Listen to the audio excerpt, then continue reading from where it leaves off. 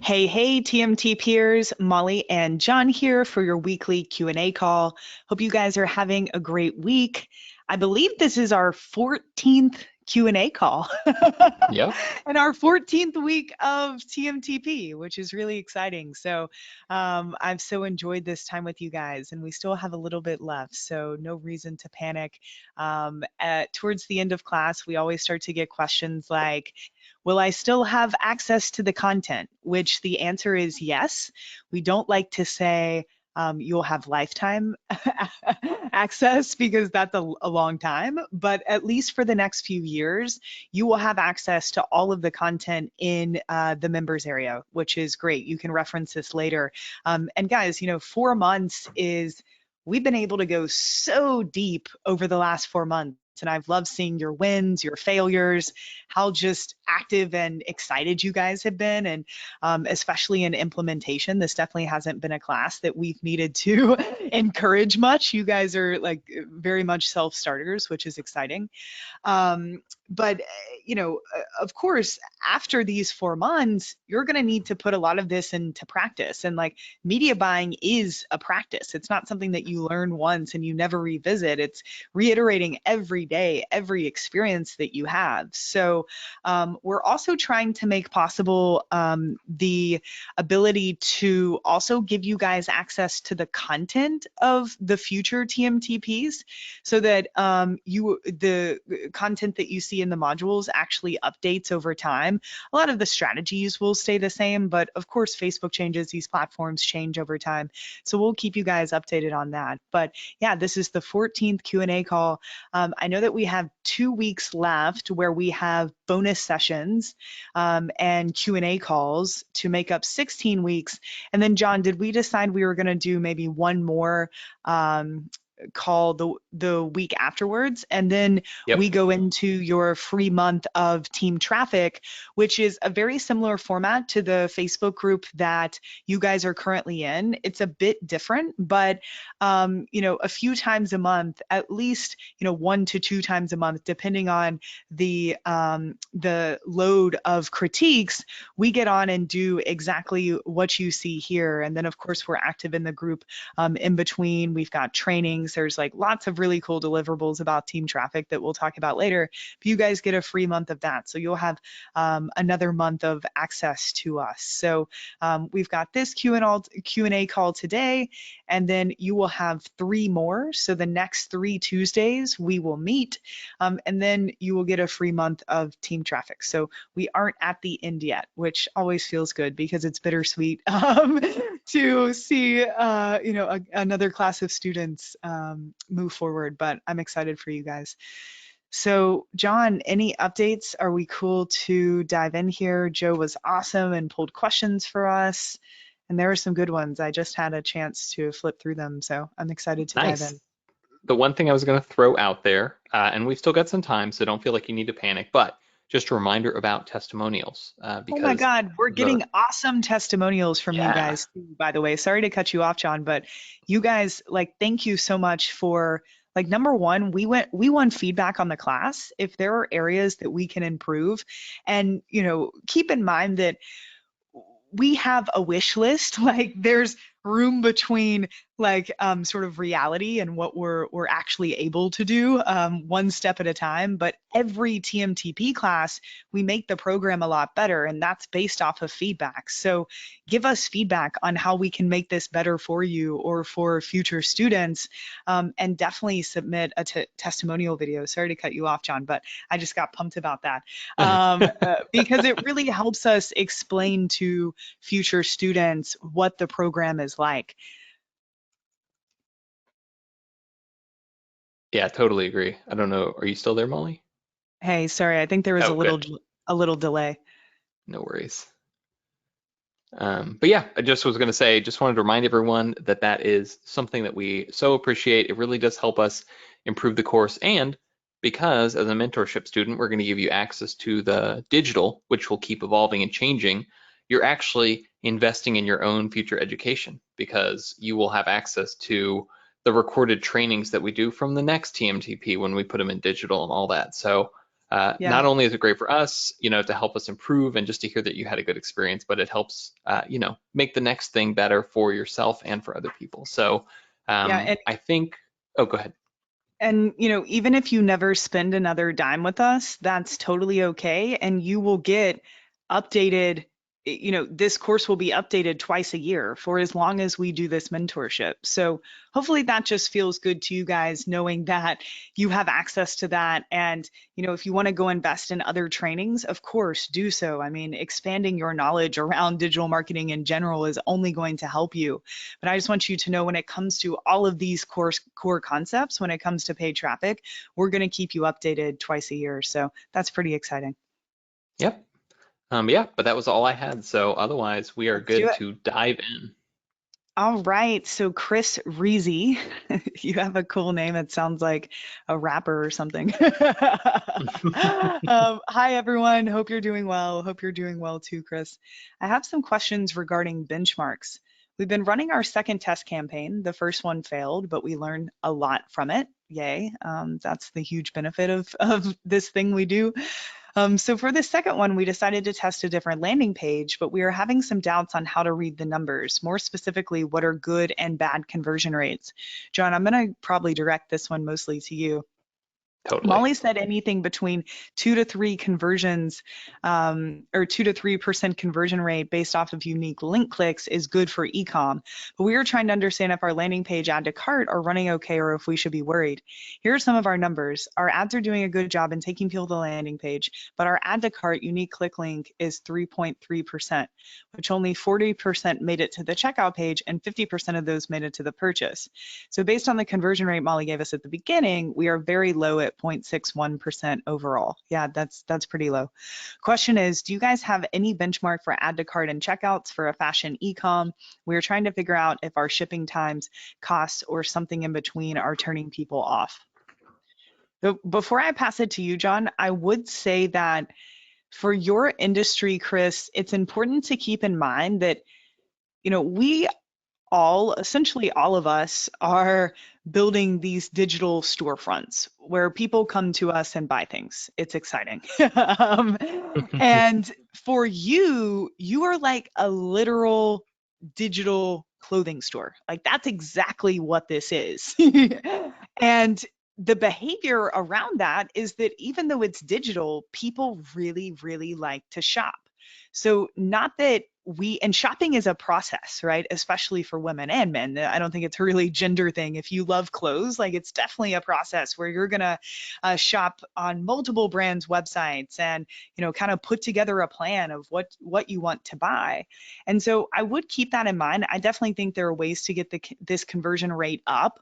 One of them would be like a lot of the issues you run into with apparel is the specificity. Like there's not really specificity there that makes people take action. It's like, hey, look at my category of like all the sweaters for winter, and people might scroll through and shop, but unless you're really able to get them with a great offer via retargeting, it's hard to get that to work. So, some routes, like John can definitely talk about how to get this conversion rate up right now. And I know his on-site optimization training, if you haven't gone through that, would be very helpful too.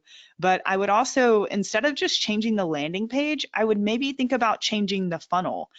So maybe think about going to a pre-sale article like Boom, where you make a call to action for a specific novelty product, and maybe have some sort of scarcity on a discount, or just make sure that it's okay to send to sort of category or catalog pages sometimes, especially if you're selling like something very specific.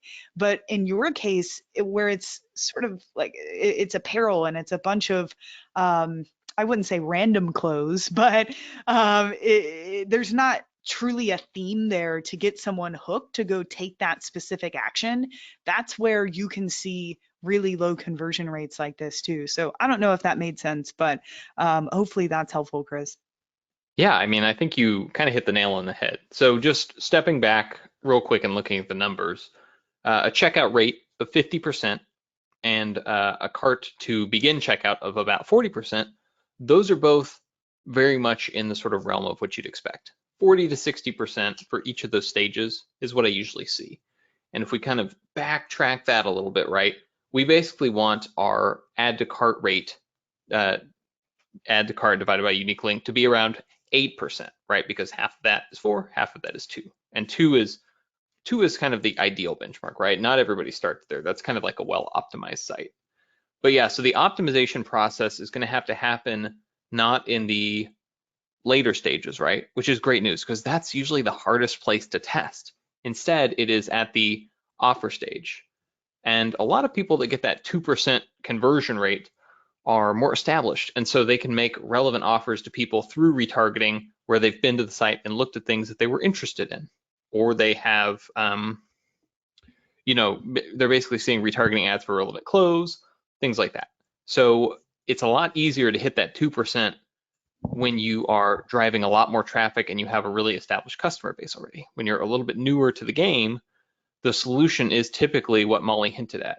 I worked with a jewelry store for a little while, and they made 2 separate attempts before I started working with them to go e-com, where they wanted to go from being kind of a, not MLM, but they had basically people who were experts in the product that would sell to their friends.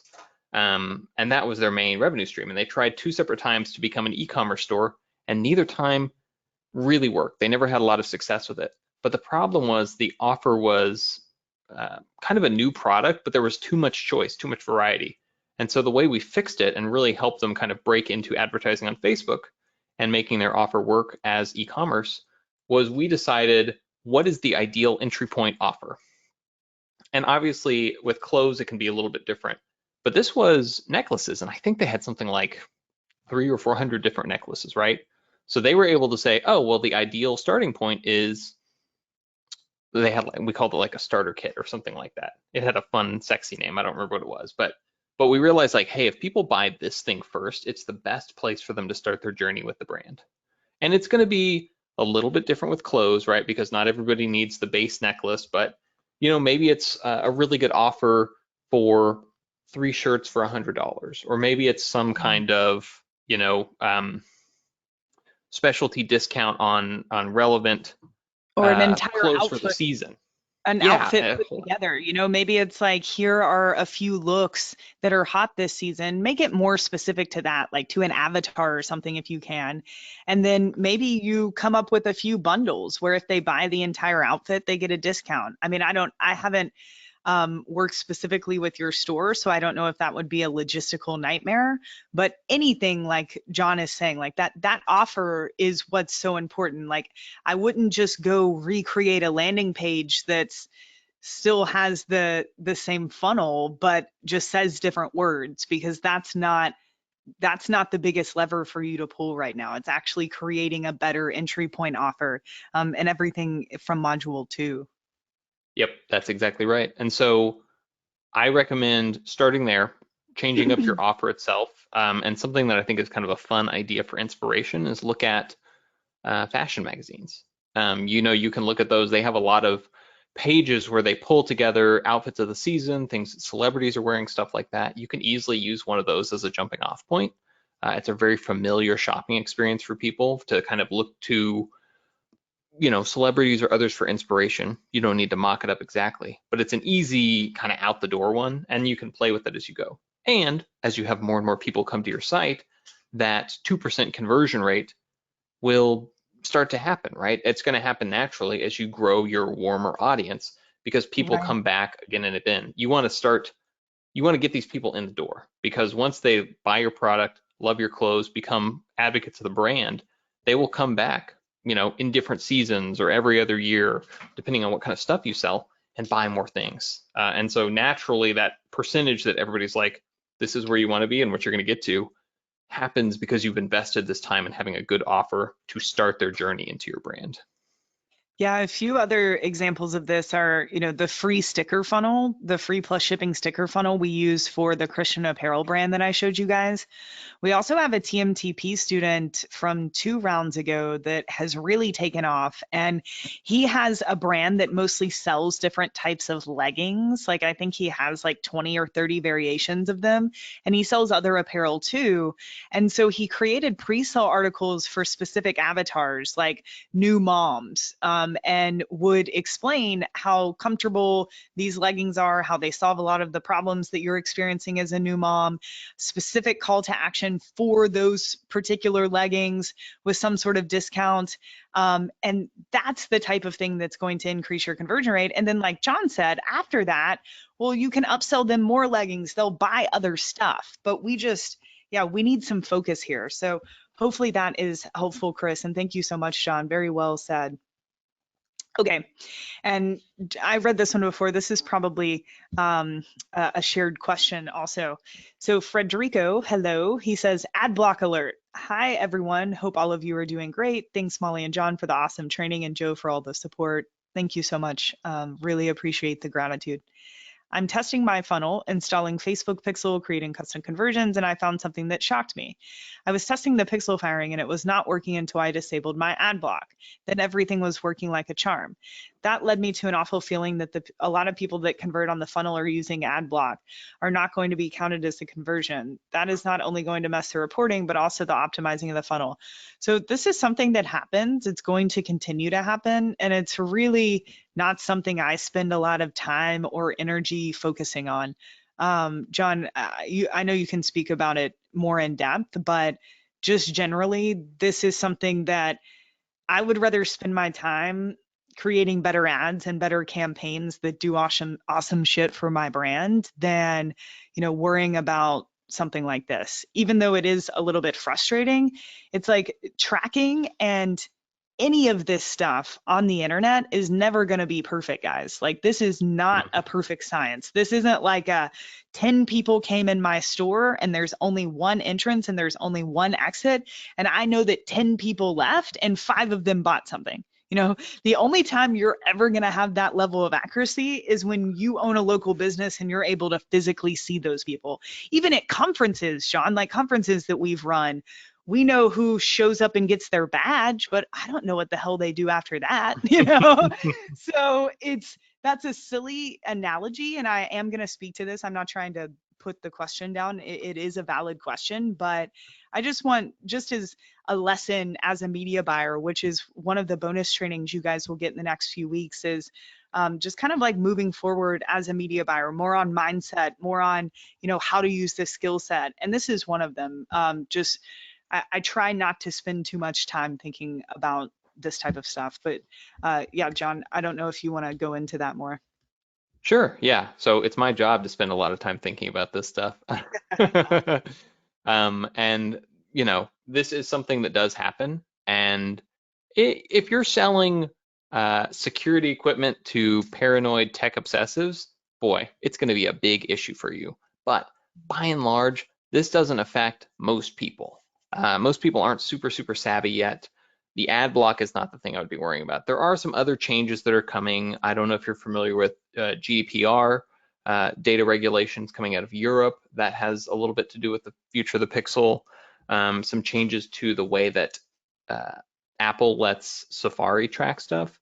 There will always be changes. And the quick answer, the end of the day answer is you need to not get too lost in the idea of making all these systems match up. Facebook, Google Analytics, your Shopify store, Infusionsoft, your CRM, Klaviyo, whatever you might be using, they will never agree 100%. At the end of the day, the final source of truth is the CRM where the leads are going in, right? Because an email address you get is actually an email address, right? Like you can see a new email was added, and your payment processor, like Shopify, because that's where the money's actually coming in, right? So if you see 10 sales on Facebook and 1 in Shopify, there's only 1 sale, there weren't 10. So kind of recognize that those things are your sources of fact. But what I tend to do is try to look at all of these different things in concert and use that to make smart decisions about what to change. I know when I'm looking at Facebook traffic, Facebook, tends to say there are more purchases that are happening than you might otherwise assume by looking at Google Analytics. And that's because of issues like ad block, right? So Facebook is trying to do its best to estimate how many sales are happening that aren't perfectly tracked, but they see somebody visit a certain page, something happens that they sort of recognize as an indicator. Facebook is smart enough to say, Yeah, with the information they do have, they're able to say, okay, we're going to make an educated guess that a sale happened here. And they err a little bit on the side of themselves, of course, but they are pretty good at estimating it. So I usually say Facebook, it's around 80%, 85% of what Facebook says that it brought in is what it actually brought in. But they're kind of compensating for issues like ad block or like Safari dropping people's cookies after 7 days. So those issues, Facebook is working around them. So spending a lot of time being super stressed about that isn't super helpful. And what's going to be better is for you to start to think, if you spend, and I don't know where you are in your spending journey, but if you say, I'm going to spend $1,000 on Facebook tomorrow that I wasn't spending the day before, and you see sales from Google organic traffic going up and sales from direct traffic sources going up, those are probably indicators that your Facebook ads have had a ripple effect, what we call the halo effect, driving purchases to go up in other traffic sources. So there is always going to be a correlation between the spend and the results. And that's why people that work at a really, really high level, right, not the media buyers, but the business owners, tend to say the best strategy for me day to day is to say, I spent more money on ads yesterday. I saw more money come in. And I think Ezra's rule of thumb is he maintains a broad 30% of revenue generated goes into traffic. So Boom generates sales from email, generates sales from social media, generates sales from Facebook ads. When he's making very high level strategic business decisions, he says, hey, I know we brought in, let's say $100,000 in sales last month. Probably would be more than that, but That's $100,000 in sales. a He says day is what they're, $30,000 is the budget. yeah, that's what they're operating daily. And he always keeps that percentage. Yeah. So I hear your frustration, your anxiety. It is something to keep in mind. And when you want to go really deep, you need to kind of think about this more. But for 99% of the time, the best thing to do is just say, Facebook is doing its best to accommodate this and to try to take that high level view. Awesome. Cool. Great questions, guys. A Got a fun lot of opening feelings. to the call. Okay, y'all. So next up is Miss Anna, and this is cool because this is going to be the topic of one of the bonus sessions about kind of how to deal with clients, how to get clients, things like that. And so this was, I'm pretty sure, um, okay, if I understand it correctly. All right, this is about some communication with a client. So she said, I would really love to hear your thoughts as I'm still new to the Facebook ads management world, and I feel like I've been really lucky with my clients so far. So I'm not sure if this is normal or not. And Anna, this is so interesting because it's like only experience teaches you what you do and don't want in client work. Keep in mind, and this is for all of you, whether you're working with clients or with a business partner or with coworkers or anything, your boundaries, all of our boundaries are different around different things. And obviously this isn't feeling good to you or you wouldn't have reached out about it. This wouldn't be a thing.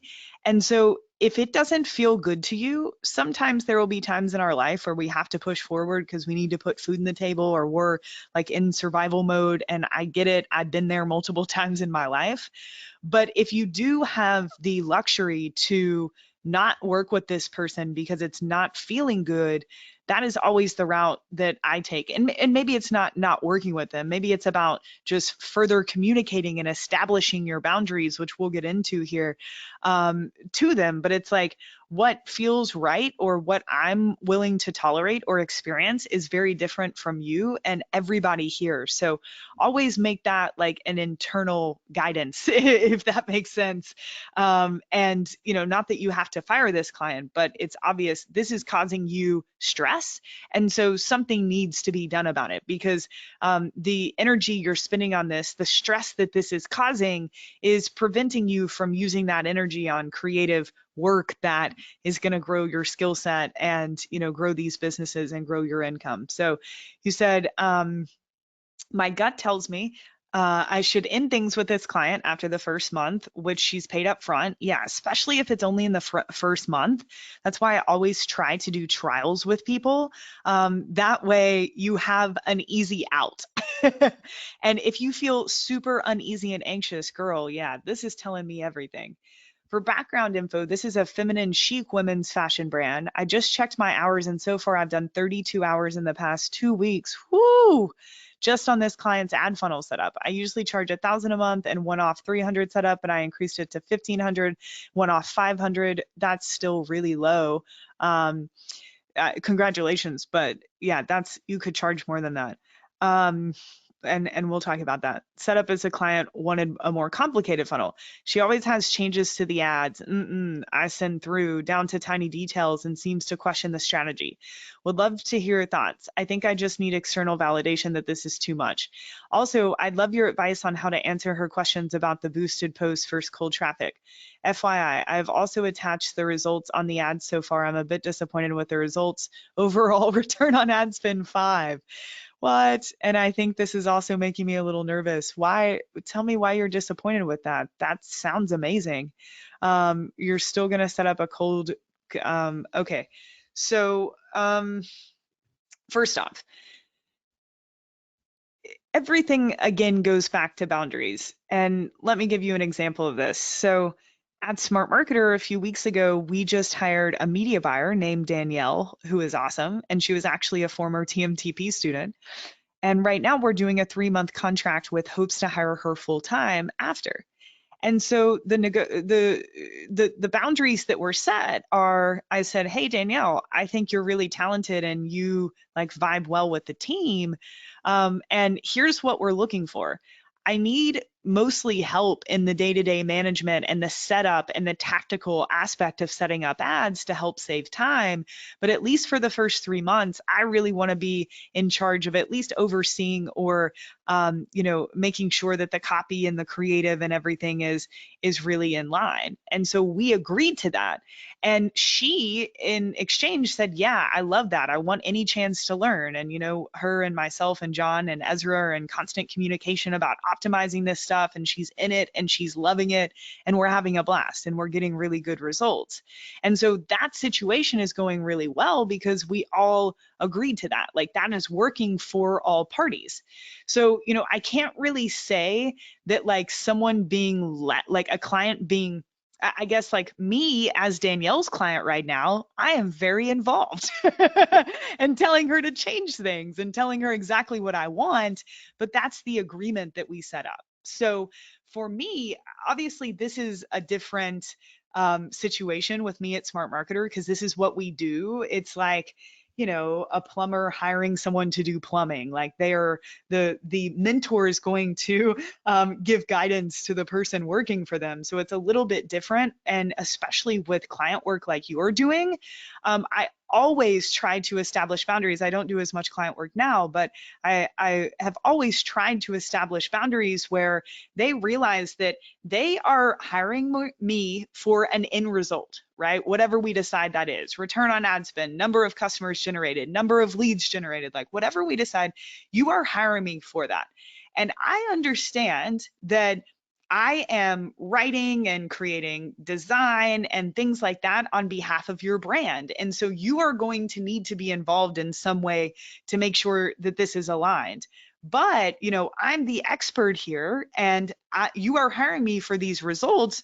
You're not hiring me to do it a certain way, you're hiring me for the results. We don't hire a plumber and say, "Hey, my, whatever is clogged and here's exactly how I want you to go about undoing it." Like that's the worst micromanaging. So if you don't like that, Anna, and this is a lesson for everybody, that's something up front and at least right now, like maybe give this person another chance or just say, "Hey, I need to establish some more boundaries here," and see how she responds. But, if this is the way she is used to engaging in these types of relationships, then it probably is a pattern and I wouldn't expect for it to just go away. But it's worth giving her a chance, I would say.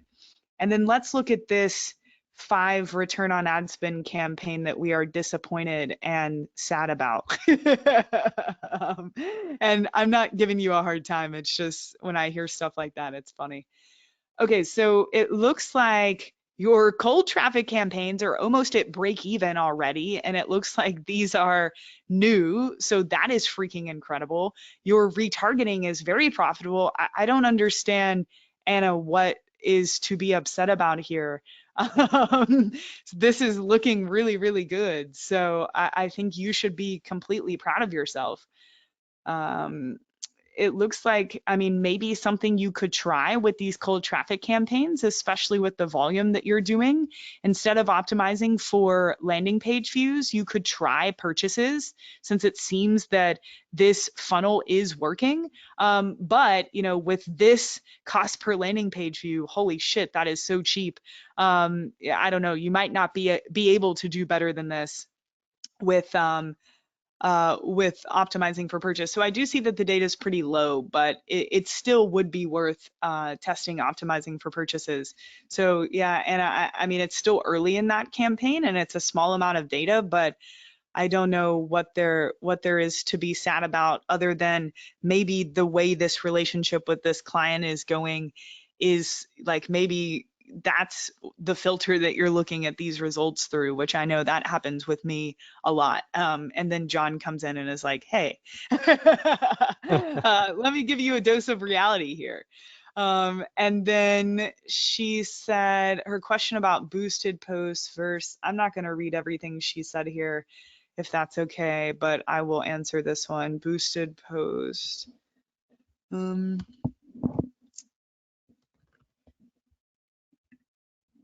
While you're looking at that, I was going to throw one thing out there that you talk a lot in the first couple sessions about the idea of kind of overcoming some mental blocks, which are really, kind of important lessons for being a media buyer. One of those is like getting comfortable spending money.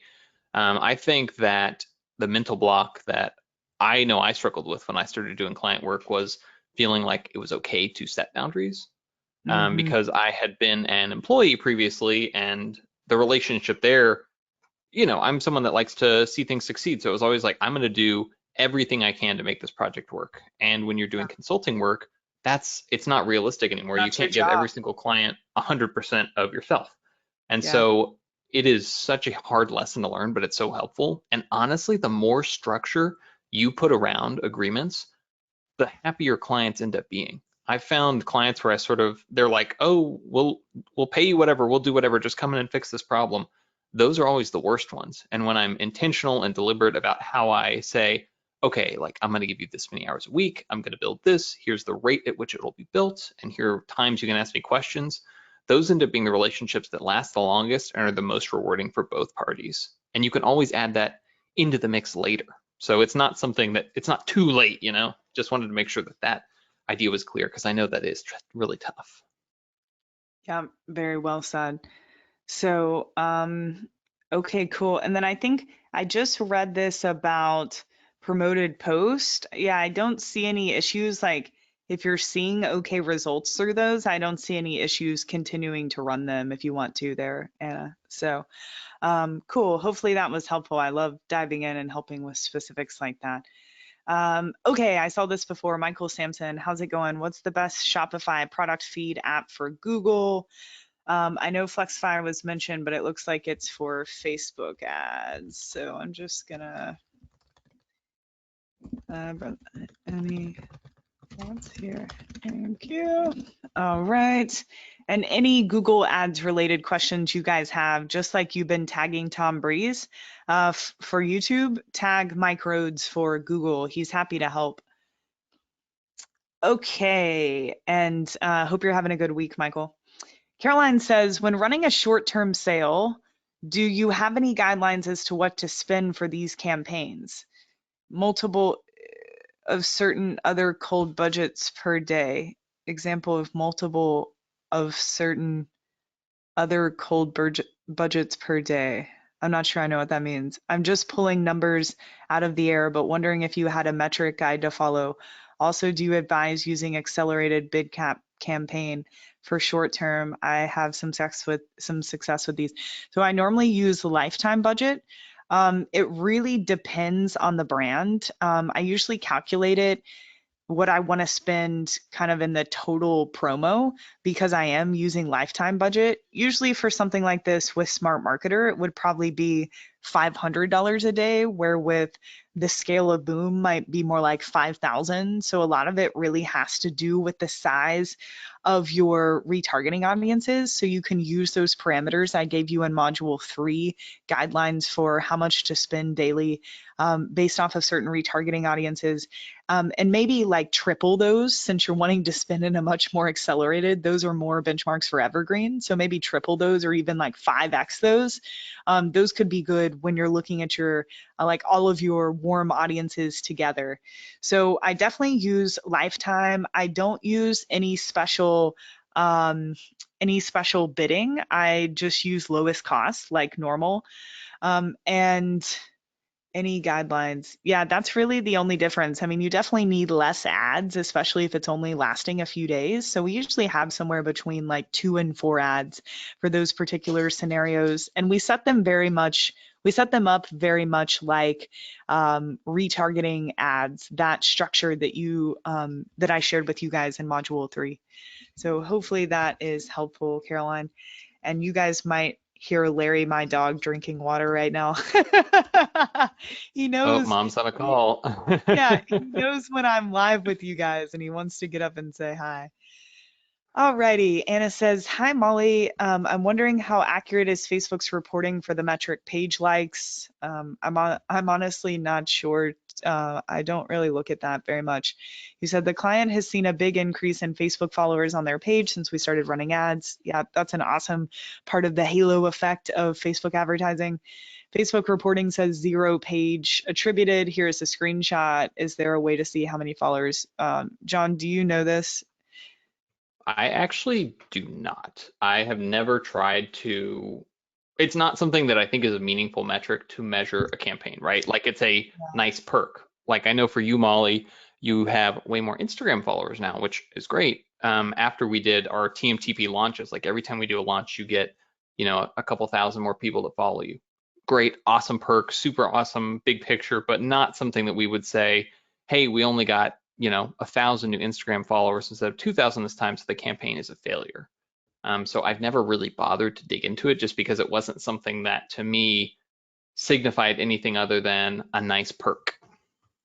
Mm-hmm. Yeah, cool. All right. Let's see here. All right, Teresa. So she has questions instead of a rant. All right, you're trying to set up mini chat. I'm confused. I think the issue is I'm having a hard time wrapping my head around all the options. And I know when I get like this, I'm overthinking. One of my issues is that I'm a tactical learner. Audio is the worst for me. Video is second best. I'm struggling with the mini chat tutorials since they are not step by step.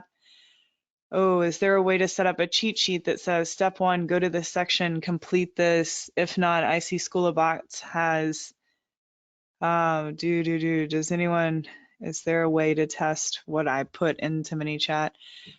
Okay. Hey, John, this might be a good one to tag. Here we go.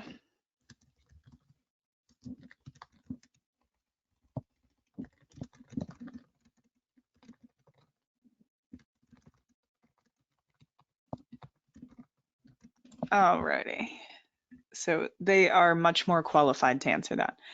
Okay, Susie says, hey Susie, hope you can answer this tomorrow's Q&A. I'm definitely behind, but I'm working on the campaign, which has helped us make sales, so we are happy. That's awesome, Susie, congratulations. We are running 9 ads across 6 ad sets. The bulk of our sales are coming from 4 of the ads. 2 of the ads have no purchases, 3 of the ads have fewer. Is it worth it to replace the 2 ads with no purchase? Okay, this has everything to do with the breakdown effect, which I think I cover like every time we get on these calls. So I'm not going to do it again. But this really has to do with, number one, I never turn ads off in any ad set, because the breakdown effect tells us that all of those ads are actually working together. So I never turn any ads off ever. Honestly, unless there's a huge issue with an ad, like it's just not relevant anymore. And if I'm using ABO, instead of adding any new ads that I want to use in existing ad sets, I actually do that in new ad sets because of the breakdown effect that really negatively affects a campaign. Whereas with CBO, it's actually cool to add in new ads and it usually refreshes the campaign because of the breakdown effect. So please go back to module 3. We gave a bit.ly link to a really simple article that explains the breakdown effect. And I'm glad you are getting sales. So that is exciting. I'll drop All that right. bit.ly in the chat just so you can get it right now if you want it. Zach said, is anyone else getting flagged for trying to use this? Yeah, unfortunately, they're starting to.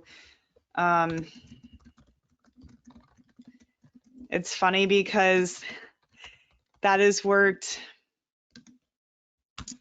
for Boom for so long, and then we started teaching people, and now Facebook doesn't like that so much. So yeah, be careful with the 5 emojis, the 5-star emojis. Facebook doesn't love that so much anymore. All righty. So Edwin, hey, he says, should I be optimizing for lead or schedule meeting conversion? Our funnel goes from ad to squeeze page to email capture, lead conversion.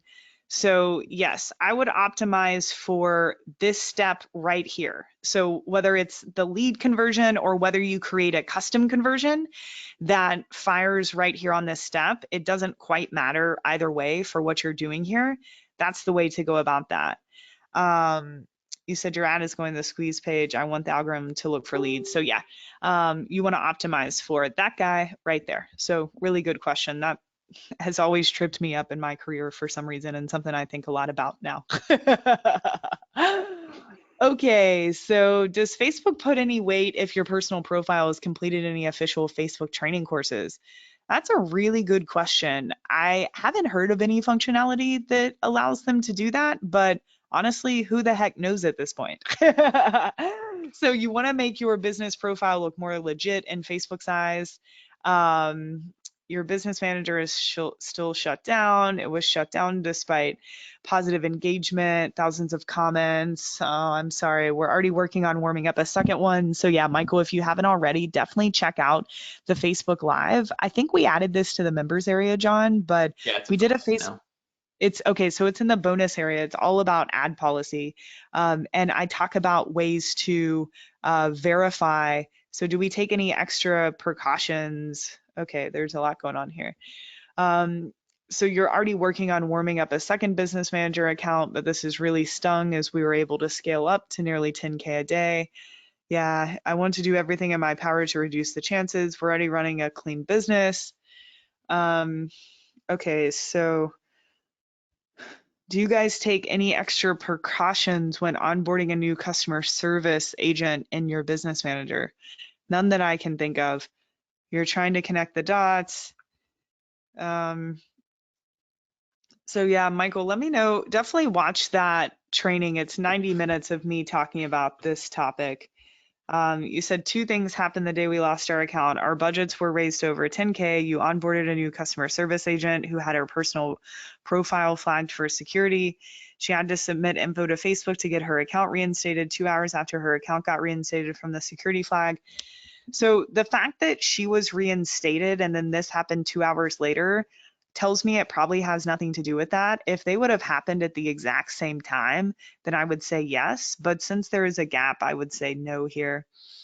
I don't know if you need to go into like creating a buffer business manager and all that. I don't think it had anything to do with her. I think that anytime you said you had some ads flagged and that causes a person, an actual human, to come in and manually look at your account. And even if you feel like you are squeaky clean and you are doing amazing things, like I feel like we are at Smart Marketer, we just went through this a few weeks ago, they can decide that you're just not going to advertise on the platform, and that's just their decision. And it's frustrating, and there are ways to, communicate with them, which I discuss in that training. There are definitely ways.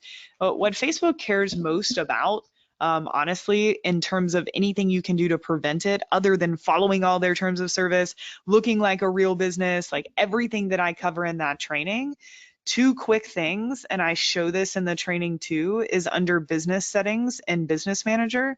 And this is where, or I'm sorry, it's under brand safety in in Business Manager. And this is where you can start to go in, and I'm not going to walk through this now because I do it in that training, but you can go in and verify your domain, verify that you're actually a legit business that's registered with the government and things like that, like verifying your domain and verifying your business as a whole. That's one of the safest things that you can do, Michael. So yeah, hopefully that is helpful. And I'm sorry to hear that you're going through that. I definitely feel your pain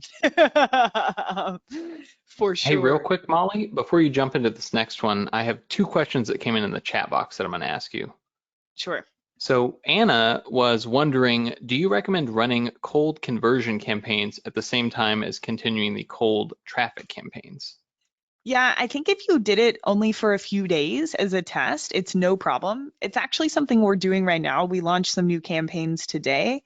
And in every scenario, I'm actually testing a variation of a campaign that's optimizing for traffic and landing page views, and another that's optimizing for conversions and purchases, exactly what you're doing. So I'm going to give it like 3 to 5 days and see which one does the best. And then I will turn the other campaign off because they are directly competing against each other. So that's how I would handle that. Cool. And then the other one came in from Teresa, and she was Awesome. saying, what do you do when one of your ads going to a specific product or collection that runs out of stock? Would you turn that campaign off, or rather that ad off or not? And this is a CBO campaign. I would see, is there another relevant product that you could replace it with that would convert even, kind of as well?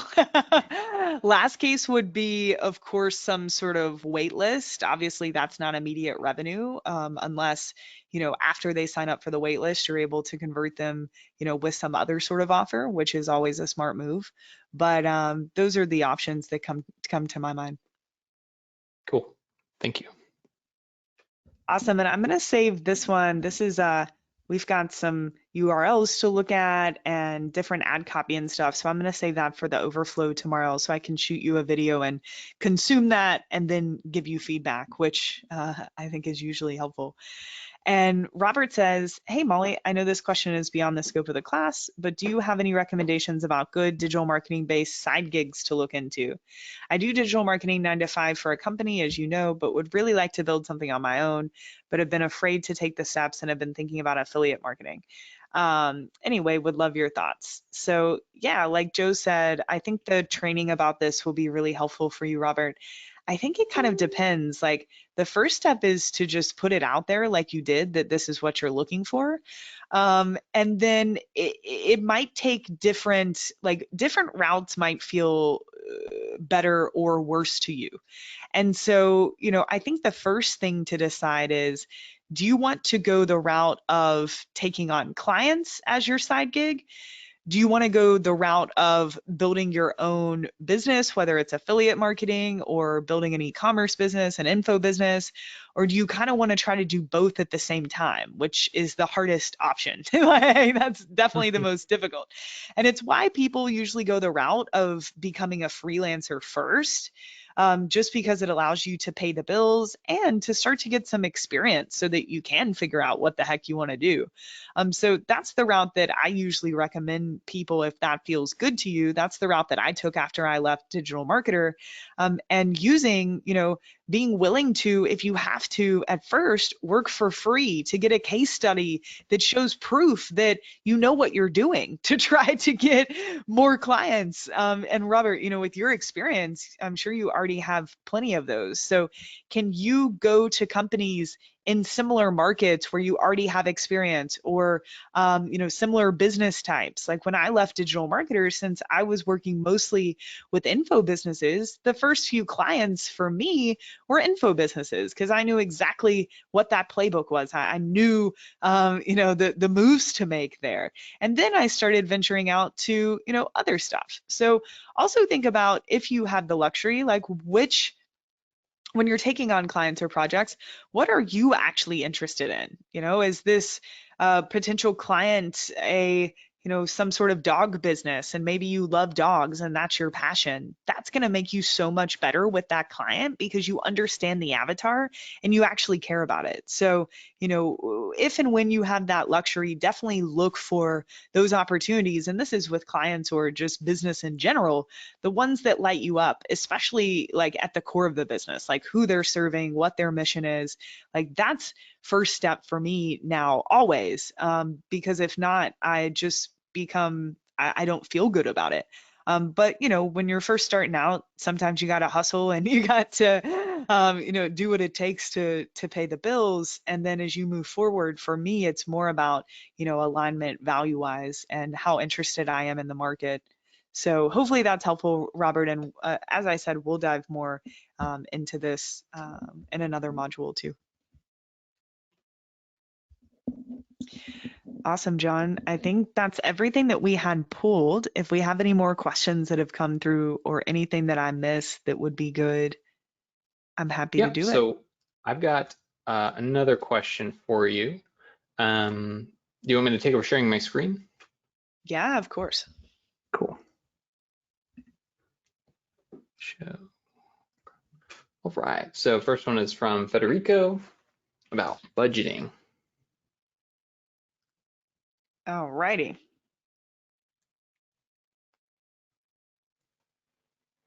Okay.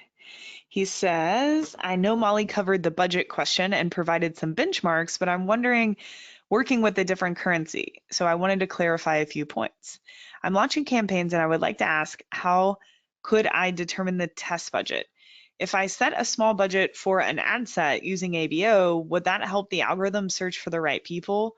Would you advise using a low budget, even though that would take longer to optimize? How can I determine the budget if it's too small for the audience size? What would be the metrics indicators telling me the budget is not enough? So the factors that you want to think about is number one, what is your objective? So think back to module 3 when we talked about budgets, and I explained the different variables that come into play here. So first off is the objective. So Federico, if you can let me know what objective you're using and where you're sending the traffic and what your goal is.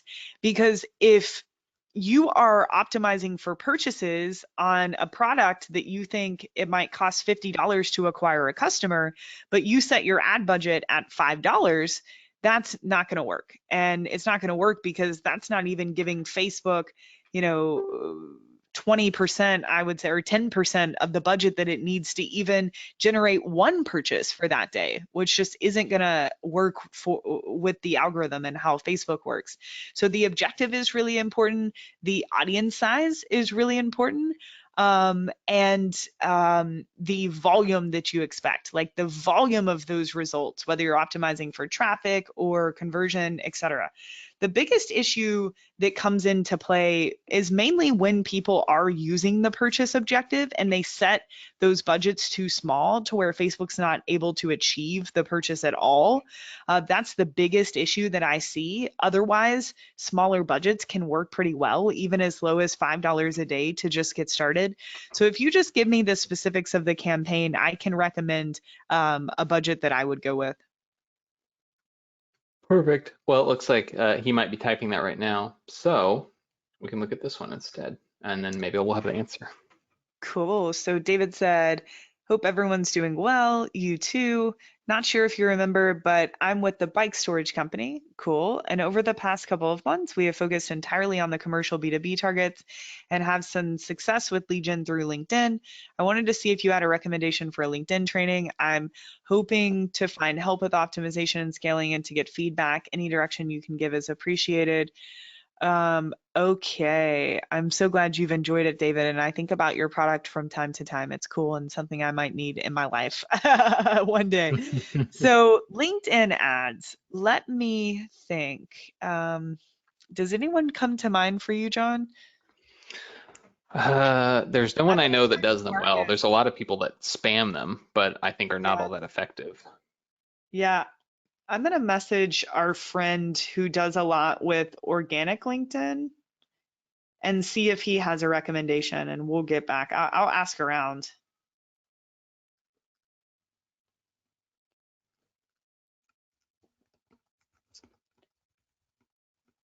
Okay, I didn't want to forget to do that. Yeah, no, good on you. Okay, cool. All right, and I'll put that one on the overflow list just so it doesn't fall by Yeah. the wayside and get forgotten. uh, Um, and then there's one more that I suspect we should also add from Hilukia Oh yeah, of to look course. at this Just page. put that on the overflow too, and I can look at that with the ad campaign that they submitted also. Sweet. Okay, I and will then get more Federico info. said more info next week. Cool. But So yeah, I have just, the go ahead. biggest thing to think about with the budget, Federico, is just that if you're not using the, sorry, Cass, if you're not using the conversion objective and optimizing for purchases, then, as long as you're keeping it above $5 a day, you're going to get some result. So yeah, just more specifics will help me give you a number. Cool. And then last question from Anna. She said, what are your thoughts on working with clients that have the same target market, so similar styles? Technically, they're each other's competitors. Is this unethical as targeting strategy are similar, or is it okay? And should you ask your clients about this? So I think that is all about communication. I mean, there are projects you and I have worked on, John, where, we might even have a few clients in the same market, and that's okay and generally understood, but out in the open. And there are some clients where, maybe it wouldn't be so cool for me to work on another project in that market. So I think it really like very much depends on the situation.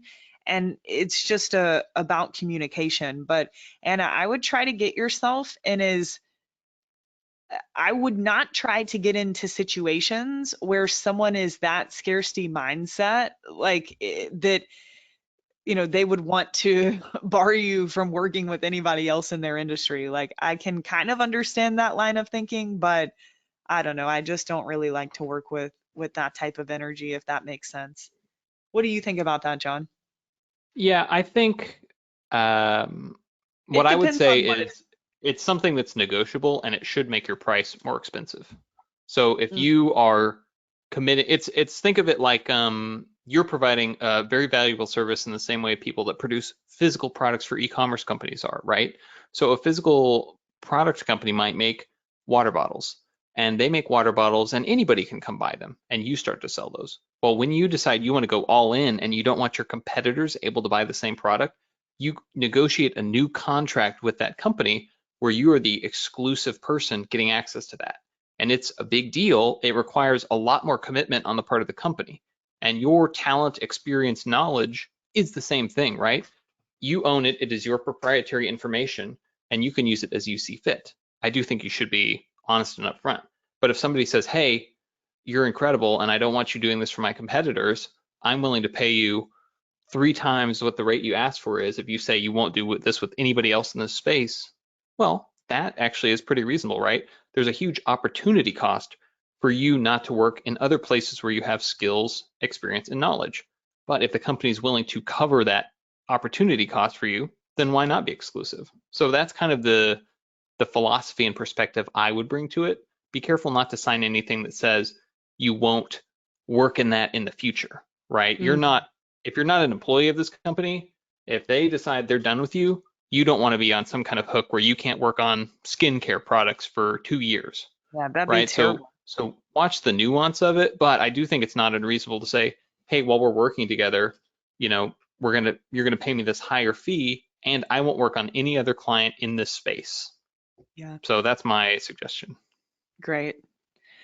Awesome. And we had one Frederica more said, question just come in from Tevin. He said, what would be cool. the best objective for promoting a podcast to get plays? It depends on where you're sending the traffic. So if you're uploading, maybe a video or audio snippet of the podcast as a video creative, and that's all you want to do to get the word out, then I would use video views. If you're sending traffic to more of like a show notes blog post where someone can read about the episode and click maybe an embedded player to play, then I would use something more like traffic and landing page views.